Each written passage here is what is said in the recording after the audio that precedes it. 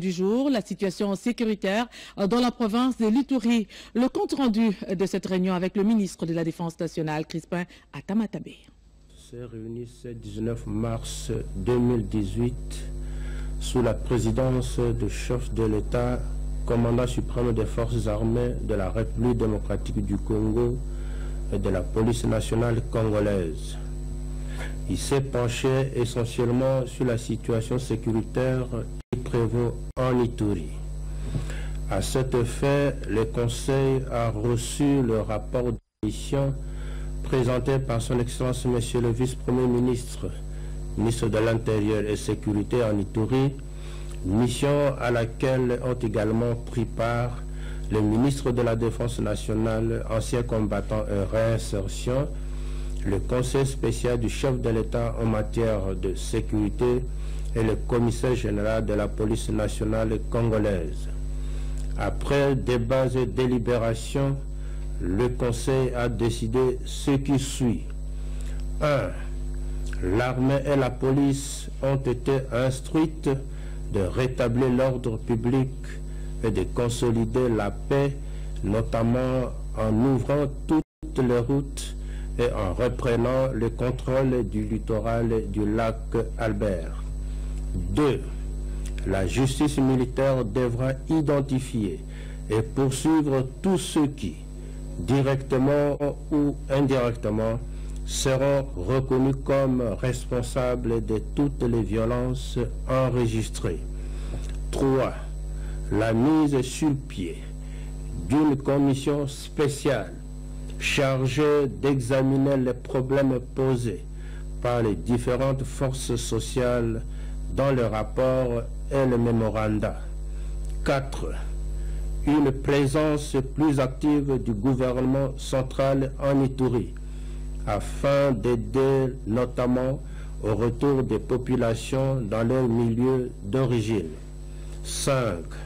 Le recrutement et la formation des unités supplémentaires de la police nationale congolaise.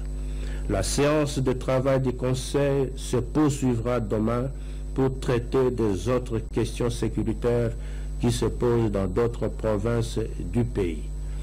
Fait à Kinshasa le 19 mars 2018. Et l'assemblée plénière de la Surgel s'est ouverte ce matin dans la capitale. Pendant 2 jours, les participants vont évaluer la situation sécuritaire dans la sous-région. Ils vont aussi élire un nouveau secrétaire général. Bernard Bodo, Fifi Mukunji, reportage. Au cours de cette première session extraordinaire de l'Assemblée plénière du Forum de Parlement des pays membres de la Conférence internationale sur la région des Grands Lacs, il sera question d'abord d'examiner le rapport du secrétaire général sortant. Ensuite, les participants composés de députés nationaux et des sénateurs de la sous-région auront à approuver la proposition concernant la nomination du nouveau secrétaire général, respectivement délégué de la République centrafricaine et de l'Ouganda. Il nous aura fallu du temps et une bonne capacité. Reste que c'est le résultat qui importe, pourvu qu'il repose sur une base franche et incontestable pour permettre une collaboration future concernant la l'État jusqu'à votre arrivée. Enfin, un débat sur l'évolution récente de la situation politique, sécuritaire et humanitaire de la CIRGL. L'actuel secrétaire général de cette plateforme parlementaire, Prosper Igiro, a à cette occasion souligné le rôle que doit jouer son successeur, à savoir la prévention des conflits. Le président en exercice du forum, Abdou Karim, numéro 1 du Parlement de la RCA, a quant à lui jugé opportun de présenter un programme d'action pour la paix et la sécurité. Le président de l'Assemblée nationale congolaise, Robert Minako Nzalandjoukou, a à son tour planché sur l'apport des parlementaires à travers le forum. Le vœu de tous est au travers du parlementarisme, non parvient à rendre effective et agissante la volonté de tous et de chacun. De fait, pour que les pratiques démocratiques soient de mieux en mieux ancrées à l'énoce de nos populations respectives. Nous devons donc encourager les États de notre espace à entendre la voix du dialogue permanent, quelles que soient les crises et les divergences internes. tôt le matin, bien avant l'ouverture de l'Assemblée plénière du Forum, le président de la Chambre basse du Parlement congolais, Aubin Minakou, a effectué le déplacement du Bichungobila. L'objet, on l'imagine bien, c'est pour accueillir son homologue du Congo-Brazzaville. Kinshasa et Brazzaville sont les deux capitales les plus proches du monde. La première dame de la République démocratique du Congo à Boma, dans le Congo central, Olive Lembe Kabila, a communié avec les femmes de cette partie du pays qui lui ont d'ailleurs réservé un accueil digne de son nom. Ton père et ta mère pour que tu vives longtemps sur la terre. Marie-Olive Lembe Kabila, première dame de la RDC, a fait sienne cette recommandation divine. Elle a séjourné pour se faire dans le Congo central, terre d'origine de son père, Sitaki Ntsumbu, du 16 au 18 mars 2018. La présence de l'épouse du chef de l'État sur la terre de ses pères est toujours sujet de joie et de grandes émotions. La passion et l'amour que lui voue la maison de son père à chaque visite n'est plus à démontrer.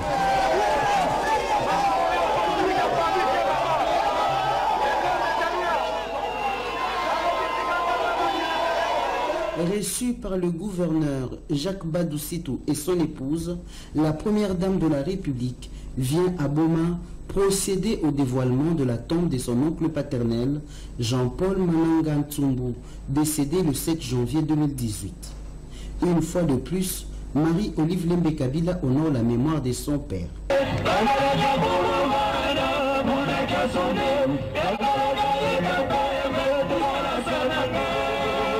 Marie-Olive Lembe Kabila à Boma, en ce mois de mars, dédié à la femme, salue la bravoure de la femme rurale dans le Congo central. Les femmes leaders, notables et rurales de Boma ont organisé une réception en l'honneur de la première dame de la République. À cette occasion, les femmes rurales vont approvisionner la cuisine de la première dame par des produits vivriers de base, fruits de leur travail. Des vaches, des chèvres, des bananes plantains, des feuilles de manioc en quantité et de quoi vivre pendant 3 mois. C'est pour montrer les travaux de la femme rurale, parce que parmi les femmes rurales, il y a aussi des femmes qui font des champs. Ce sont les produits de nos champs, parce que comme elle vient, elle est venue voir sa famille, nous ses parents, elle ne pouvait pas rentrer mais vivre. Fière de se voir couvrir de tous ses présents, l'épouse du chef de l'État, dans sa réponse, rappelle à la femme son rôle dans la société. La maman, parité na misala. Kasimanda pour le chef de la famille reste le papa.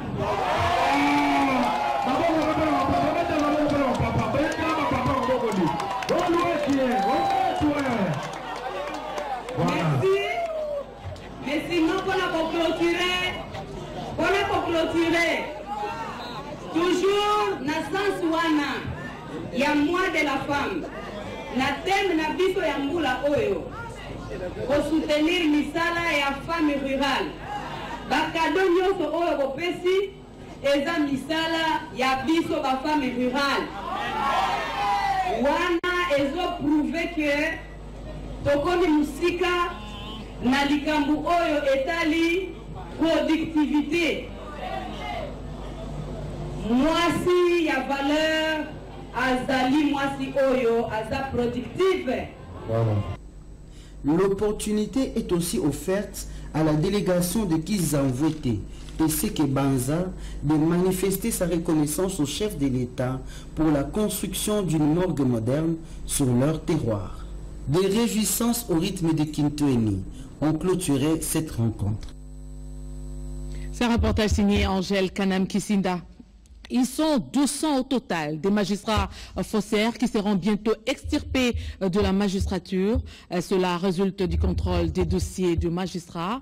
La commission en charge de ce processus a présenté les conclusions de son enquête au président de la Cour constitutionnelle. Eugénie Dada-Chabani nous en parle. Affirmer effectivement que nous avons reçu le rapport. Le président de la Cour constitutionnelle, qui est président du Conseil supérieur de la magistrature, et moi-même, en présence des autres membres du bureau du Conseil supérieur de la magistrature, nous avons écouté le rapport du président de la commission qui avait été mise en place. Je ne veux pas dévoiler le contenu de ce rapport parce que je dois réserver la primeur au président de la République. La commission a pu établir qu'il y a beaucoup d'individus qui sont dans les corps de la magistrature qui ne devraient pas y être. Et nous allons prendre toutes les dispositions nécessaires pour qu'ils puissent quitter le corps. Ils sont très nombreux.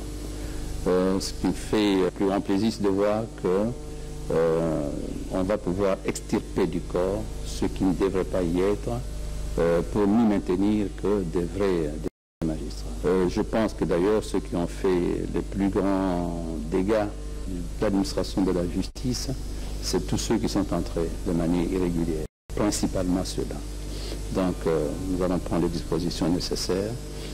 Avec le président du Conseil supérieur de la magistrature, on va remettre le rapport au président de la République et lui proposer les mesures qu'il faut prendre. Et les mesures qu'il faut prendre sont très très claires. Plus de 200 individus seront chassés de la magistrature. Quelques individus qui sont aux arrêts.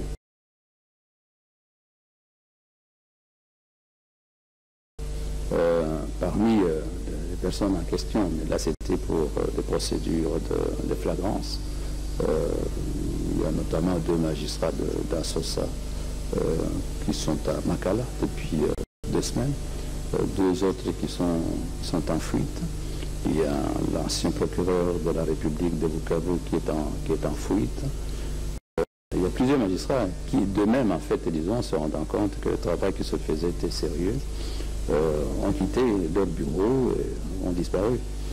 Mais le rapport que nous venons de recevoir avec ces nombreuses annexes, au total 5, établit très très clairement tous les cas d'irrégularité. Donc on a eu raison de mettre en place cette commission et je suis convaincu qu'après cet exercice, l'entrée dans le corps se fera avec des procédures beaucoup plus sérieuses.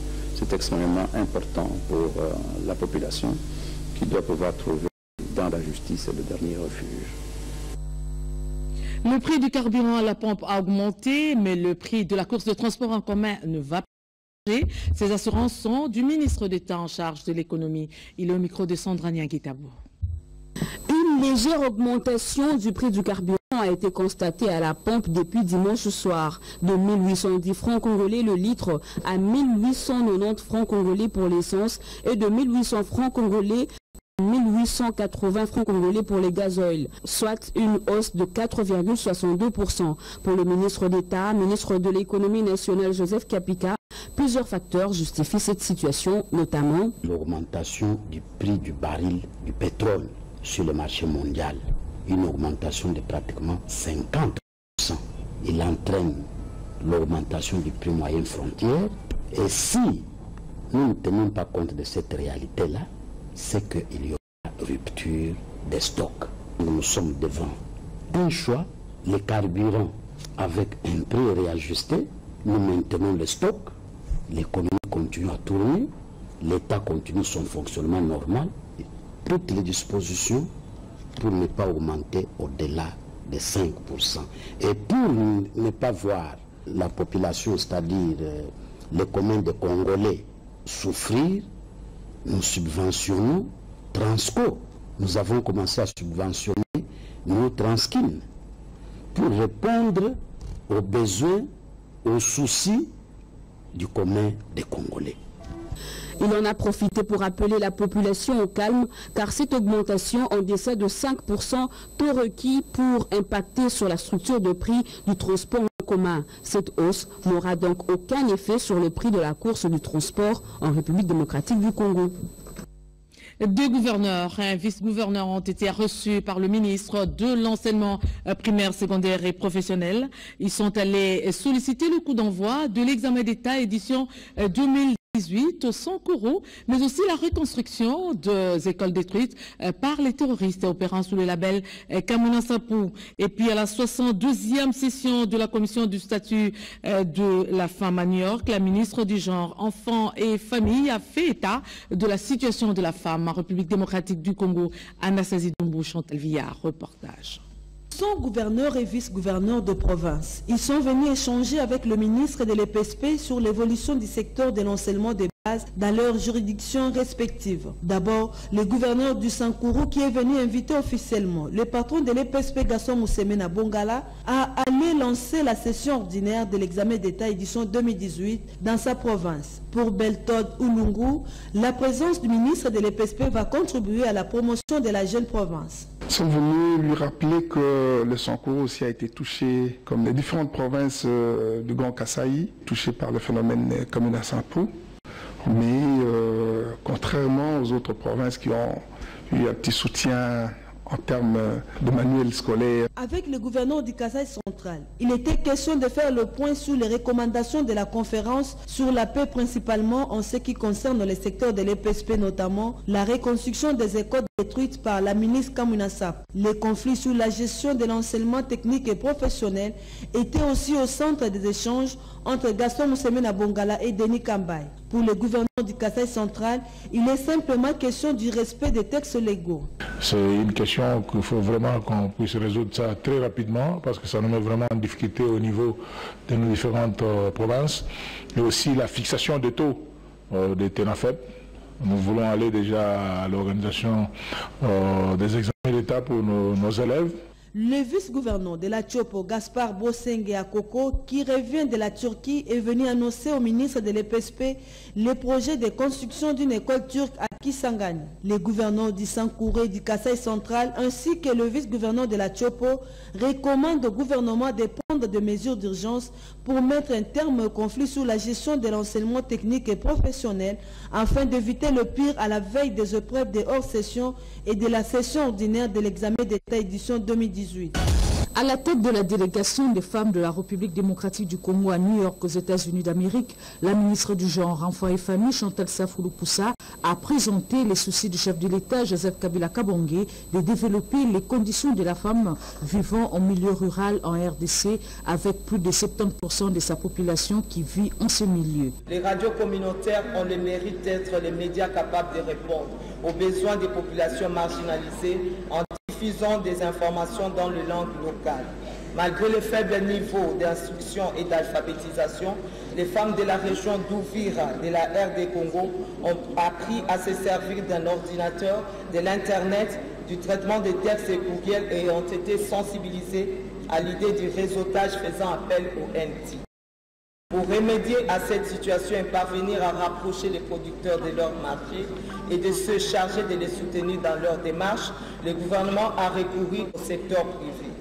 C'est le cas d'une société de télécommunications qui vient de mettre sur pied un système d'information sur le marché qui a vocation non seulement de rompre l'isolement des producteurs par un accès simple à une information stratégique, mais aussi de rehausser leur niveau des revenus. Juste après, la ministre du Genre, Chantal Safou, est allée participer à la réunion des femmes de la francophonie où la République démocratique du Congo s'est démarquée avec la mise sur pied du réseau des femmes leaders. Nous l'avons dit en titre, une innovation sur le plan sanitaire. Les élèves des différentes écoles de la République démocratique du Congo vont désormais bénéficier d'un carnet de santé scolaire. Le lancement officiel de ce projet a eu lieu ce matin au lycée Kabambare. C'est un reportage de Lisette Mujinga et Marie-Louise Mbela.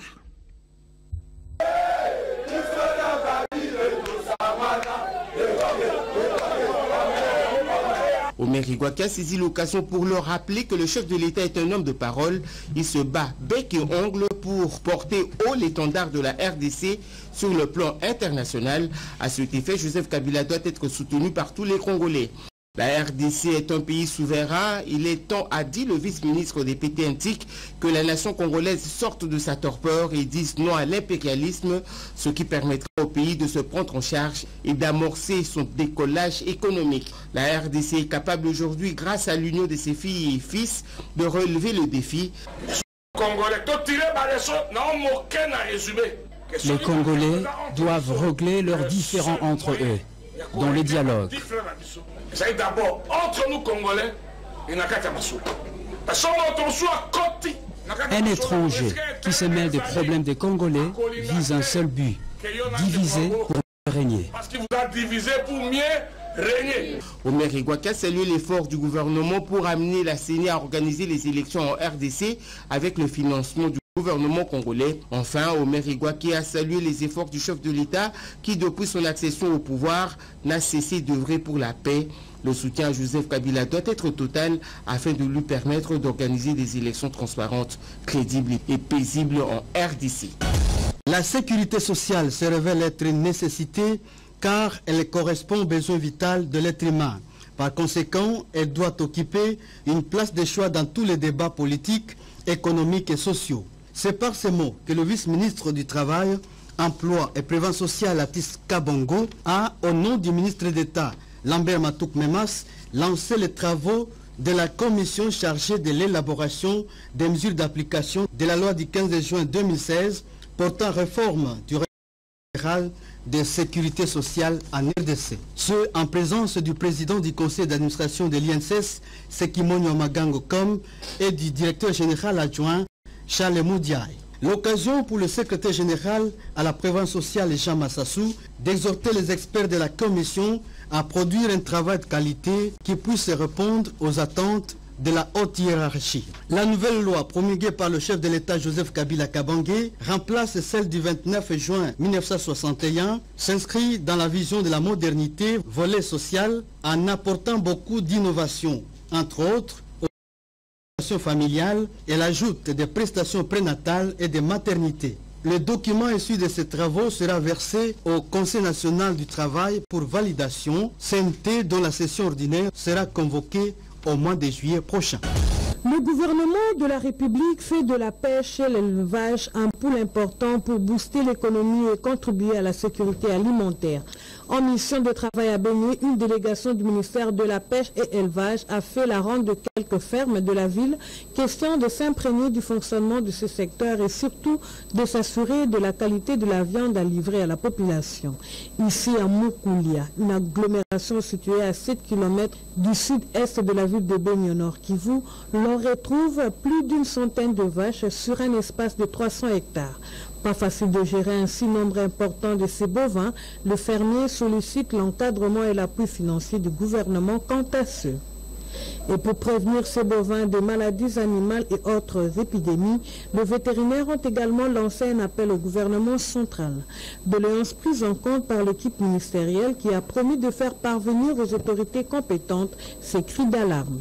Ce fermier ne s'arrête pas toujours à l'élevage, il pratique également l'agriculture avec la culture de manioc et la pisciculture, et c'est dans le souci de lutter contre la famine et promouvoir une alimentation bio à la nation congolaise. Vous avez plutôt suivi ces différents éléments. D'abord, le vice-ministre de Pétentique, Omer Igwaki Nguembe, sensibilisé sa base sur la paix. Un autre élément, c'est que les femmes de Béni ont sollicité un appui du gouvernement pour accroître leur production. Elles ont fait part de leur desiderata aux membres de la délégation du ministère de la Pêche et l'Élevage en mission dans le Nord Kivu. À présent, si nous parlons le même langage avec la réalisation, nous sommes en droit de vous proposer cet élément, une innovation sur le plan sanitaire. Les élèves de différentes écoles de la République démocratique du Congo vont désormais bénéficier d'un carnet de santé scolaire. Le lancement officiel de ce projet a eu lieu ce matin, nous font dire Lisette Moujina Mutombo et Marie-Louise Mbela. Un projet salutaire vient de voir les jours à Kinshasa. C'est le programme Carnet de santé scolaire, une innovation qui permettra l'assurance et le suivi au niveau d'hygiène dans le milieu éducatif, sportif et culturel des élèves, et cela durant toute l'année scolaire. Les écoles, les parents et le gouvernement provincial à sa tête, André Kimbuta Yango, par l'entremise de la ministre de l'Éducation, Thérèse Olinga Kalonda, ont compris que la réussite est souvent influencée par la bonne santé des élèves, d'où l'appropriation du programme Carnet de santé scolaire qui rencontre également la politique du chef de l'État, Joseph Kabila Kabange, pour la promotion du bien-être. Les carnets de santé scolaire, qui est une prise de conscience de cette réalité établissant une corrélation intrinsèque entre école, santé et sport, revêt un caractère obligatoire, régi par les dispositions de la loi numéro 11 par 023 du 24 décembre 2011 et de la loi cadre de l'enseignement numéro 14 par 004 du 11 février 2014 ainsi que de divers textes réglementaires à la matière. Après la consultation symbolique des élèves par les docteurs Bongongo, le docteur René Nguébé a signifié que Kinshasa est une province pilote. Ce projet carnet de santé scolaire va s'étendre dans d'autres provinces. Il s'agit donc d'un document dans lequel il sera mentionné tous les éléments concernant l'élève. La première partie concerne l'identification de l'élève et tous les éléments concernant ses antécédents médicaux. Il y a une deuxième partie concernant l'évaluation qui va être faite par les équipes médicales qui sillonneront les écoles. C'est un coût relativement modique comme point de départ. C'est l'équivalent de 3 000 francs pour cette année pour l'ensemble de ce programme tel qu'il est lancé là. 10 élèves sélectionnés dans différentes écoles ont reçu les carnets de santé qui doivent être remplis par les parents. Et le parc animalier de Kingakati s'est enrichi de nouveaux pensionnaires, 270 perroquets et un hippopotame, dont du gouverneur du Sankourou. Le lancement s'est fait sous la supervision du directeur général de l'ICSN, je citais le pasteur Cosma Wilungula.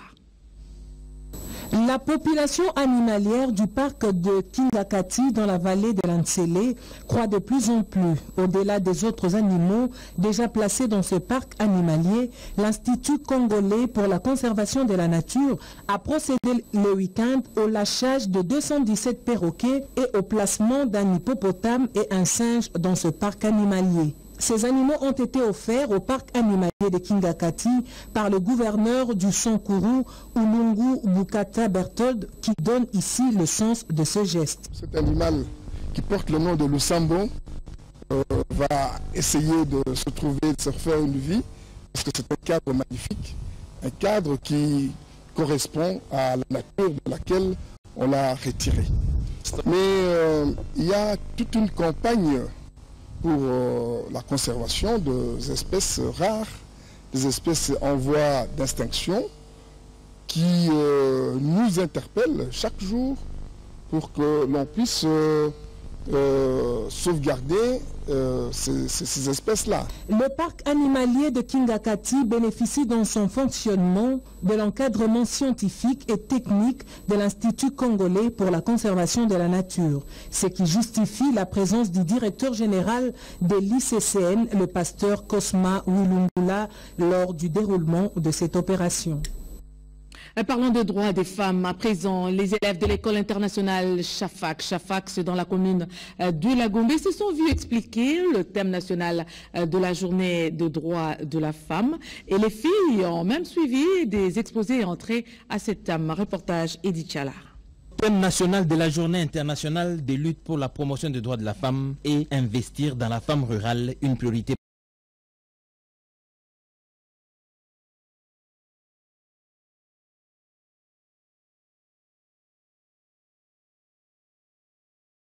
Les femmes citadines comme celle de Shafak qui portent le flambeau du combat pour une réelle promotion de la femme. Un combat qui se mène au jour le jour par ces éducatrices qui inculquent aux jeunes garçons le sens du respect à la jeune fille et aux jeunes filles le sens de la responsabilité sans aucun.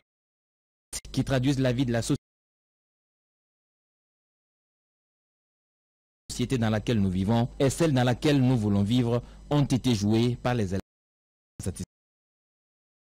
Soumaïli Amzati Saïdi, directeur de l'école internationale Shafak, s'en félicite. Nous avons choisi cette soirée pour que nous puissions justement fêter avec les mamans, fêter avec les élèves et filles et fêter avec tout le monde. Et justement les jeunes filles à devenir meilleures dans la société. Apprendre aux plus jeunes ce qu'attendent d'elles la société est la meilleure façon de promouvoir les femmes et de lutter contre les inégalités du genre. Nous prenons la direction de Wamba dans la province du Haut-Ouélé où la députée nationale Geneviève Inagossi a sensibilisé ses électeurs sur l'importance de la machine à voter. Elle a aussi demandé aux femmes de faire valoir leurs droits. Grâce Maosso, les commentaires. À son arrivée à Wamba, dans la province du Haut-Ouélé, l'honorable Geneviève Vinagosi Kassongo a été accueilli avec faste par cette population. La journée du 8 mars dédiée aux droits de la femme a été célébrée sous une ambiance de joie et de fête à Ibambi. À l'occasion, plusieurs autorités politico-administratives ont pris d'assaut ces lieux de réjouissance pour communier avec l'honorable Geneviève Vinagosi. Elle a saisi cette occasion pour sensibiliser les femmes sur leurs droits, leur participation à la vie politique du pays et la machine à voter. Elle les a démontré que les élections se tiendront au moment prévu par la CENI. Elle a exhorté à ces femmes d'être des modèles, de suivre l'exemple de la sœur Anouali Tenengapeta qui n'a pas à son époque suivi les exigences de certains inciviques. Elles doivent se battre, n'est pas seulement rester à la cuisine ou à la maternité, mais doivent se trouver au poste de décision et viser loin, a-t-elle martelé. Les mamans de Wamba ont tenu à remercier le chef de l'État Joseph Kabila Kabange d'avoir nommé administrateur du territoire assistante Madame Béatrice Benengiso Mangadi dans l'histoire. Partout où Geneviève Vinagosi est passée, elle n'a fait que véhiculer le même message. Il faut noter que la journée de sensibilisation a eu lieu dans la salle Maman Olive Lembe. Les femmes, pygmées et d'autres couches sociales ont été sensibilisées à cette occasion. Il a totalisé 80 ans d'âge et 60 ans de carrière musicale. Simaro Lutumba Masia, puisque c'est de lui qu'il s'agit, l'artiste se retire enfin de la scène musicale et va remettre sa dernière guitare d'accompagnement au président de la République, Joseph Kabila Kabange, pour exposition au Musée national. Ce monument de la musique congolaise a égayé le public avec ses chansons. Regardez. La vie est une symphonie. Tout être humain de son passage sur terre, œuvre de Dieu, joue sa partition, et ce, à travers son travail avec les facultés dotées par Dieu l'Éternel. Guitariste et meilleur compositeur, l'art de gratter la guitare, de faire l'excellence sur le plan thématique, est un don de Dieu pour Lutumba Ndomaneno, alias Simaro Masia.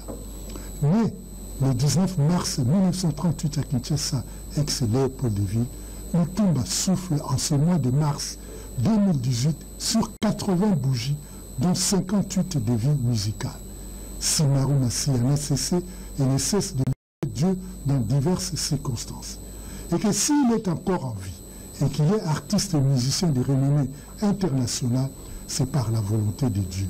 Il lui restera toujours reconnaissant durant le reste de sa vie et de sa carrière musicale. Dans sa chanson, c'est doux, il dit « Elengi ya mokili » une prophétie qui s'est accomplie dans sa vie à travers 3 générations. Grâce au succès de ses œuvres sur le plan thématique, les journalistes lui ont collé les sobriquets de poète et plus de baobab. Ses chansons contribuent à l'éducation et planchent sur le vécu quotidien de la population. Mais le man amoureux de la bonne musique n'ont cessé d'encourager Lutumba à donner le meilleur de lui-même à travers ses œuvres. Plus d'une fois, il a été déclaré meilleur auteur-compositeur. Plus d'une fois, il a reçu différents prix de mérite, 6 décennies de vie musicale. Lutumba Ndomaneno Simaro Masia, 80 ans d'âge, a fait ses premiers pas dans la musique en 1958, à l'âge de 20 ans, dans l'orchestre Ogi Jazz. Il intègre en 1961 Oke Jazz de Luambo Makiadi. Il demeure avec Franco pendant 28 ans avant la mort de ces derniers. Il pilote le tout-puissant Oke Jazz pendant 4 ans avant de mettre sur pied en 1994 l'orchestre Banaoke qui gère jusqu'à ces jours. C'est une chronique signée Gabriel Bolemba ou Bolemba. Depuis un moment, la Société nationale d'électricité a installé des compteurs à prépaiement dans certains quartiers de la capitale. Et le week-end dernier, le directeur général de la SNEL est descendu dans la commune de Matete. Question de faire le constat, nous fait dire Edith Chala. Technologie qui produit beaucoup de satisfaction dans le chef des abonnés SNEL. L'installation des compteurs après paiement dans quelques quartiers de la commune de Matete par Power Plant Control PPC Congo, contractant SNEL SA, a permis d'éliminer les contentieux dus au non-paiement des consommations et de gérer sa propre consommation. Ce sont là quelques avantages parmi tant d'autres. La rationalisation de la consommation crée un climat de confiance entre la SNEL et ses abonnés. Le directeur général de SNEL SA, Jean Bosco Kayombo, a fait le tour de ce réseau basse tension réhabilité le week-end dernier. De ces échanges avec les consommateurs, Jean Bosco Kayombo s'est félicité de l'adhésion de la population à cette technologie. Je suis très surpris parce que je vois la population de Matete a adhéré.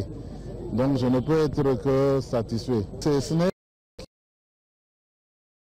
PPC pour faire ce travail. Partout où nous passons, vous voyez comment tout le monde est très content. Le fait qu'on a mis des compteurs et que les gens commencent à gérer leur électricité, ça a déchargé automatiquement les cabines et ça a supprimé automatiquement le délestage dû aux surcharges de la. Pour SNEL SA, le compteur après paiement est un des moyens efficaces de lutte contre le gaspillage de l'électricité.